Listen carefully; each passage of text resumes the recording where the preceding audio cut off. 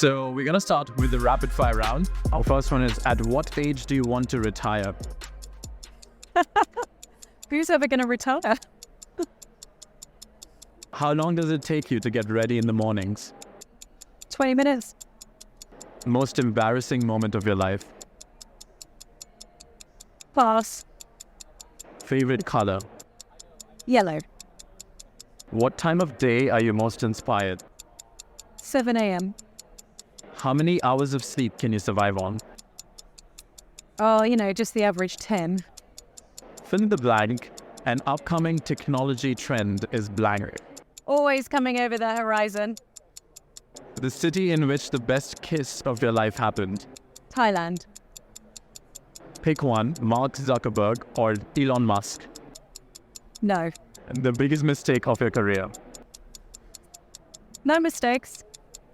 Just learnings. How do you relax? With friends, with family. How many cups of coffee do you drink per day? 1. A habit of yours that you dislike.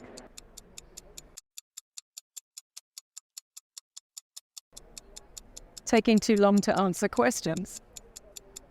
The most valuable skill you've learned in life. Versatility. Your favorite Netflix show. No favorite. The last film you saw that had a good impression on you. The Menu. The last song you've been listening to. Teenage Kicks. Alright, so that was the end of the rapid fire. Alright, so the first question in the longer ones. Building and nurturing successful teams in diverse market situations and cultures must come with its own set of challenges. Could you share a specific example of how you navigated those challenges and fostered collaboration amongst team members from different backgrounds? So I'll talk about Wolff Olins and the many studios that we have, which are in different parts of the world. And for me, I think your start point has to be like getting to know the people involved in the first place. I don't really know how you can build a great team, a high-performing team, and one that likes working together if you don't understand what drives everybody and what's important for them. So I like to spend a lot of time, like everyone who's new, I like to meet them, however big we are and however big we get. I like to know what motivates people, a little bit about their personal life, where they come from, what they value. And then I find it a lot easier to be able to construct a way that we could work together, and then we can kind of learn together in terms of how to get the best out of everyone. So what strategies or approaches have you found effective in bridging cultural and market differences within a team? I think being clear about the goals, and not just in a verbal sense. I think as soon as you think everyone's got it, you can assume they haven't, and that's on you. You have to make sure that you're communicating verbally, in writing, reinforcing, you've got the right rituals to keep the goals in mind, and that you're constantly checking in with people to know that they've got what they need to deliver those goals, and then you can keep reinforcing too. I love the concept of maths and magic in creative consultancy. Apparently you said this sometime. Can you provide an example where this unique combination of analytical thinking and creativity played a significant role in solving a complex problem for one of your clients? So maths and magic was a quote that a McKinsey partner attributed, to us based on how we were working, because we share, a fair few clients, which was very generous of them. We take that. And I think it's because we were one of the few consultancies that were born that way. So I couldn't pick out one client because it's just part of our DNA. We were founded by a strategist and a creative and a culture and account manager. So that combination meant that we don't have to try to do that. It's just very natural for us. And that means that we can find lots of different ways into problem solving without having to say, right, this is the maths bit and this is the magic bit. The magic is actually that we do it all at the same time. So how do you strike the right balance between analytical thinking and creativity when approaching complex problems? By collaborating and by asking good questions and by challenging everything that we've come up with and throwing stuff away and trying again. So yeah, it's an iterative process. How do you ensure effective communication and alignment of goals across the different hubs? Lots of different things help us do this. Rituals. So I like to think that whichever of our studios you're in, the culture of the nation will feel different. The rituals of Wolff Olins will not. So you feel like you're in a good, comfortable, safe, positive place there.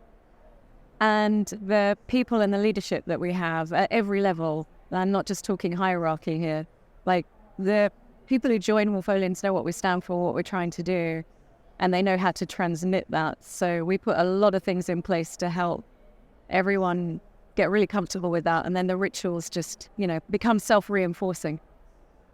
So it's impressive how you've achieved outstanding results for clients through business transformation. Could you share a specific story where you encountered unexpected challenges during a client project and how you overcame those challenges to deliver exceptional results? So it's really hard to pluck out one client example, because I think every assignment has its own challenges, but I'll identify a few trends. One is lack of alignment in an organization, differences of opinion at different levels as to what's needed. So we do a lot of work. We know that, so we do a lot of work to solve that right off the bat. And then not having a clear sense of the same outcomes together, talk about language, we share a common language, but we don't understand the meaning behind that language sometimes. So you have to spend a lot of time being clear about, but when you say that, what do you mean? We know what we mean. And that's really helpful in the work that we do. And then sometimes we don't get it right. And we have to be very transparent and honest about that and have conversations. Clients say, I want you to push us harder, or you're pushing us too hard. And we have to be very undefended about that and have that conversation and make it right, make it different. So as an alumna of the Harvard Business School, what were some key insights or lessons that you gained during your time there? Lots. It was really formative for me, but I think the biggest thing it gave me was confidence. And I think that's what it gives to a lot of people who attend business school. It crystallizes a lot of what you already know, and it tests you to apply it, and it gives you some good structures and frameworks to use to help you kind of contain how you're doing that. It's really valuable.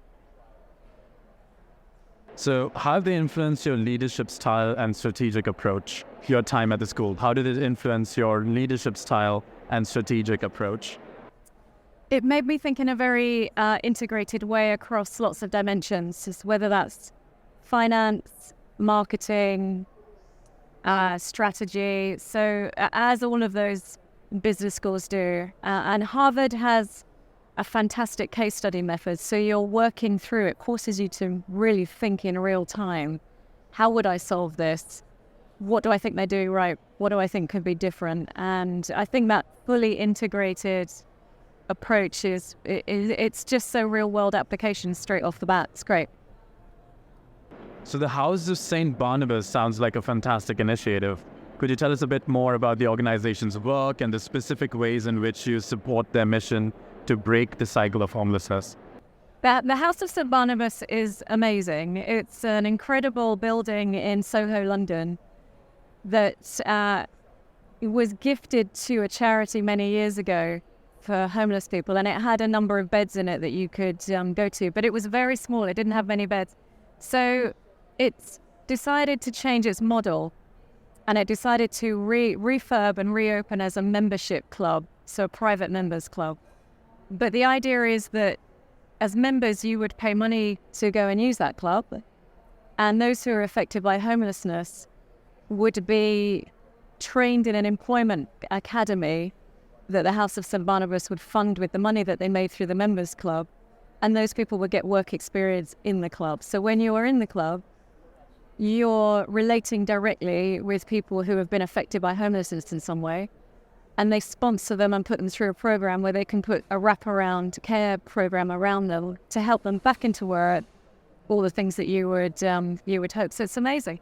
And I discovered it because I was walking past and I saw this old building, and I literally knocked on the door and I met two fabulous women, Sandra and Nadra. They told me what they were doing. I said, I want to apply. How can I apply? Let me in. And they were kind enough after an interview to say, you're just the right person to join us. And so I recommend them.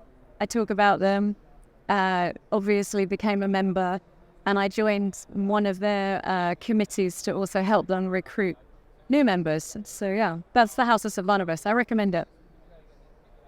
So in such a dynamic industry, staying ahead of emerging trends and ideas is crucial. How do you personally stay informed and inspired in this ever-changing business landscape? I'm really lucky to work with a bunch of really curious, talented people. So they turn me on to a lot of stuff, which is great and I really appreciate. And then, I'm a magpie, so I like kind of dipping into lots of different sources. And I don't like to stay in one area too long. So my musical tastes are really eclectic. My TV tastes are really eclectic. All of these things, contribute to triggering ideas. I've got a strong interest in technology, have done for a long time. I reach out, talk to people. So I read all the stuff everybody else would read, plus some. Okay, so the last question for you is of a personal kind. What would you be doing in your life if not this? I can't imagine doing anything else, which is crazy to say out loud. I am Sairah. I'm CEO of Wolff Olins. Catch me on the Marketer of the Month podcast.